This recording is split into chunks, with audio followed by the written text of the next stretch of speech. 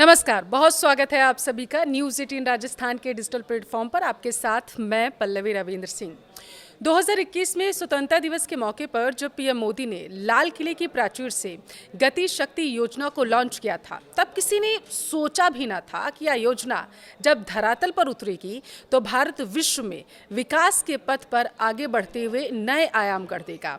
100 लाख करोड़ रुपए की इस योजना के जरिए कैसे केंद्र सरकार ने दावा किया है कि इससे जहां आम जनता को बहुत सहूलियत होने वाली है और कैसे निवेश तो होगा ही, साथ ही गति शक्ति योजना कैसे एक बुनियादी ढांचा तैयार करने वाली है ताकि 2026-27 तक भारत को $5 ट्रिलियन की अर्थव्यवस्था बनाया जा सकेगा।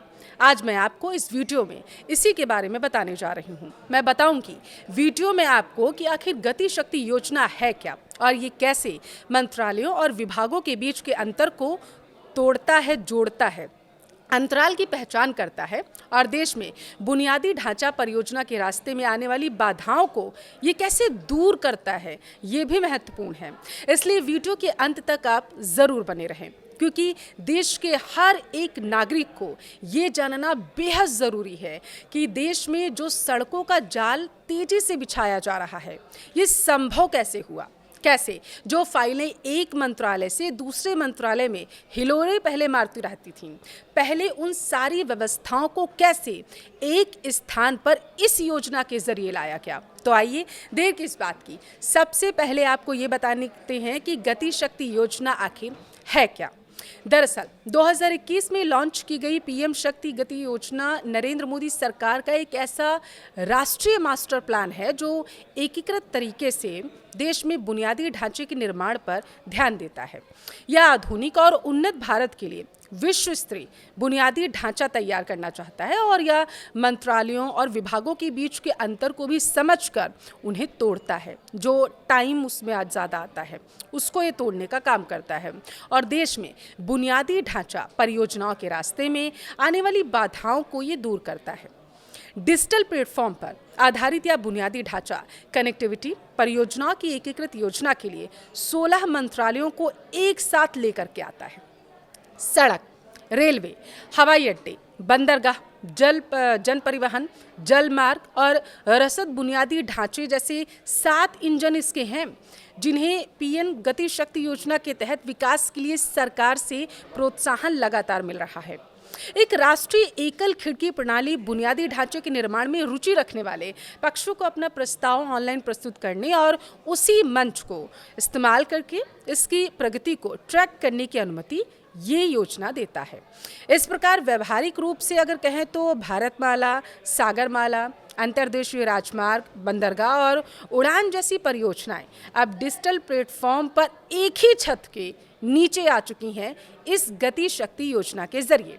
कनेक्टिविटी में सुधार और भारतीय व्यवस्थाओं को ज़्यादा प्रतिस्पर्धी बनाने के लिए कपड़ा क्लस्टर, फार्मास्यूटिकल क्लस्टर, रक्षा गलियारे, इलेक्ट्रॉनिक पार्क के साथ औद्योगिक गलियारे, मछली पकड़ने के क्लस्टर और कृषि के क्षेत्र जैसे आर्थिक क्षेत्रों को भी ये योजना कवर करती है। इस योजना का मकसद साफ है कि देश में विश्व स्तरीय बुनियादी ढांचा तैयार हो सके। अब ध्यान देने वाली बात यह है कि इसके जरिए वास्तविक समय और बेहतर जानकारी से लैस विभिन्न विभाग क्रॉस सेक्टोरल इंटरेक्शन के माध्यम से अपनी परियोजनाओं को प्राथमिकता देने में यहाँ सक्षम होते हैं। आपने पहले बहुत सुना होगा कि एक स्थान से फाइल निकल गई लेकिन दूसरी जगह जाकर के अटक जाती है। फाइलों को पास करने के दौरान ये जो इमरती जैसे बनाने का काम किया जाता था ना, इसे घुमाने का, बस इसी को सीधा करती है गति शक्ति योजना। पीएम गति शक्ति प्रत्येक विभाग की गतिविधियों के साथ साथ शासन की विभिन्न परतों को उनके बीच काम के समन्वय को सुनिश्चित करके समग्र तरीके से सिंक्रोनाइज करके इसमें मदद करती है ये। और यही वजह है कि अब सभी मंत्रालय और विभाग अब GIS प्लेटफॉर्म के माध्यम से एक ही समय में विभिन्न क्षेत्रों में चल रही परियोजनाओं की प्रगति की कल्पना, समीक्षा, निगरानी करने में सक्षम हो पाए हैं। इसके लिए एक डिजिटल प्लेटफॉर्म तैयार किया गया या विभिन्न मंत्रालयों के तहत परियोजनाओं के लिए आवेदन करने के लिए पार्टियों के लिए एक राष्ट्रीय एकल खिड़की प्रणाली के रूप में कार्य करता है। आवेदन और परियोजनाओं की स्थिति को वास्तविक समय के आधार पर ये ट्रैक करता है और इससे बहुत आसानी हुई है। इसके फायदे आपके लिए जानना बेहद ज़रूरी है। यह विभिन्न मंत्रालयों और विभागों से अनुमोदन प्राप्त करने के लिए आवश्यक समय और लागत को कम करता है।